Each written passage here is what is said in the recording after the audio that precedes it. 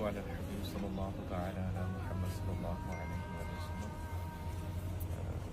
আমি এখন অবস্থান করছি মসজিদে ফাসহা, যেখানে হুজুর সাল্লাল্লাহু তাআলা সাল্লামের মানে উহুদের যুদ্ধের পর হুজুর সাল্লাল্লাহু তাআলা সাল্লাম এখানে এসে নামাজ আদায় করেছিলেন। তো পূর্বে এই মসজিদটি বন্ধ ছিল, এখন সরকারিভাবে এই মসজিদটি আবার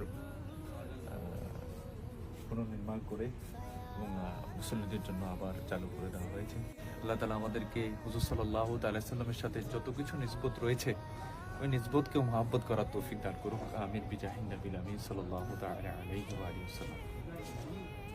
এটা হচ্ছে সেই জায়গা যেখানে হুজুর সাল্লাল্লাহু তাআলা সাল্লাম অবস্থান করেছিলেন এবং হুজুর সাল্লাল্লাহু তাআলা সাল্লাম যেখানে বসেছিলেন এবং সর মুবারক ছিল সেই জায়গাটা নরম হয়ে গিয়েছিল।